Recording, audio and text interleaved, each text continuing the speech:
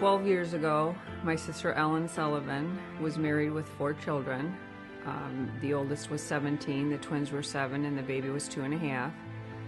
Ellen woke up in the middle of the night one evening and fell asleep on the couch. She had had a headache. My brother-in-law woke up for work in the morning, found her on the couch, and thought she was sleeping. He left for work, had a funny feeling in his stomach. He came back home to find Ellen unconscious, and he called 911. She was taken to Botsford Hospital, and she suffered from a brain aneurysm. The doctor came out and said she had taken a turn for the worse and there was no brain activity, and that for all intents and purposes my sister was dead. And had we ever given any consideration to organ donation? And that was the only time in about a 3-year period that my brother-in-law picked his head up, so to speak, and said yes, because ironically, about 2 months prior to that, my sister had said to my brother-in-law, if anything ever happens to me, I would like to donate my organs. When we left the hospital room that day, I was the last one out of the hospital room saying goodbye to my sister. The doctor and all of the nurses and interns were waiting outside her room for me, unbeknownst to me. And the doctor grabbed my hands and said, "You have no idea what a tremendous gift you just gave. And at the darkest hour, in the darkest hour of your life." And I said, "Thank you," and left. So it was about 1.5 years after that that I started volunteering. I don't know how to explain the need, but there was a need that I needed to do this to honor my sister. My sister was a wonderful person, and she's a hero. There's no question in my mind she's a hero. The very first time I became aware of the Kidney Foundation was when we realized my sister's kidneys were donated. I learned more about them as time went on because I started meeting people from the Kidney Foundation, and I was hearing about the games.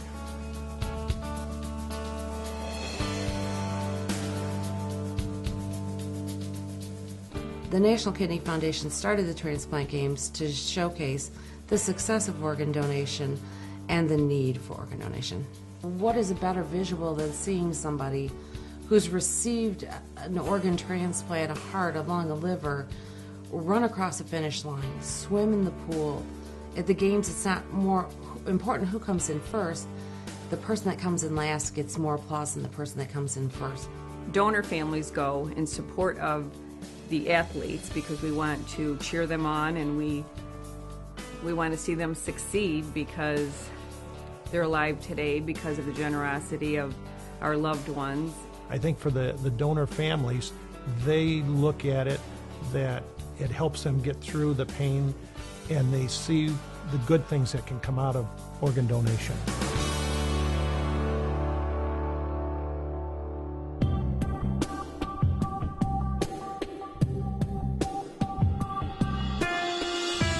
It's amazing when you're at the games because it doesn't matter what state you're from, what team you're on.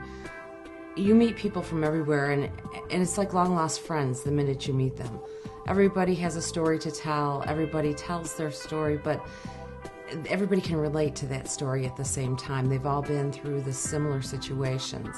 Everybody will be wearing a badge, and it may say a donor family, may say a recipient, and anybody that sees the donor badge that has been a recipient, I mean, you would, when they come up and give you a hug, you would think that this was your long-lost brother or sister. They continue to thank you because they know really that they would not be there if it was not for the donor family.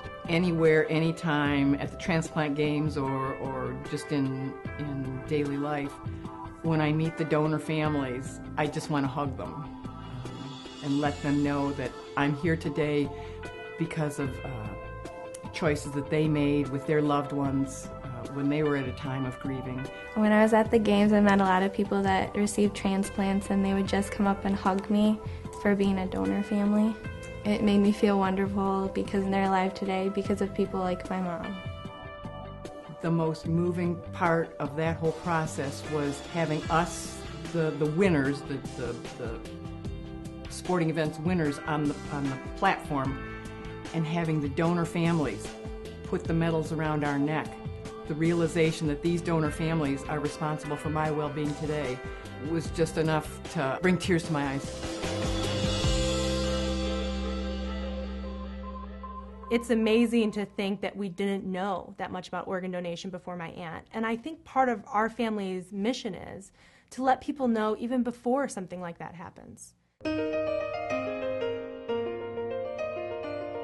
When my sister died, I believe there was a moment that she knew what was happening to her based on what the doctor said, that her family wasn't going to be whole anymore. And by donating her organs, she made other people's families whole.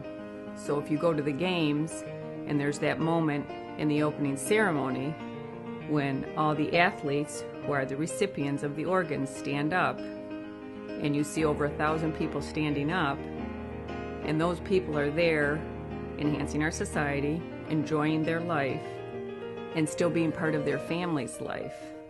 It was absolutely the best decision to make, to donate my sister's organs. I am so grateful for the kidney transplant I received 23 years ago. I hope people see me and see that giving organs for transplant to recipients gives us long, productive, good and happy years. As one of my donor families puts it so well, if you're willing to accept an organ, you should be willing to donate.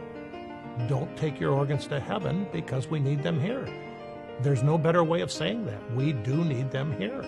My wish is that everyone watching this video signs up on the organ donor registry, whether it's because there's 100,000 people currently waiting for an organ transplant in the United States, or you do it for your family, or because it is absolutely the right thing to do.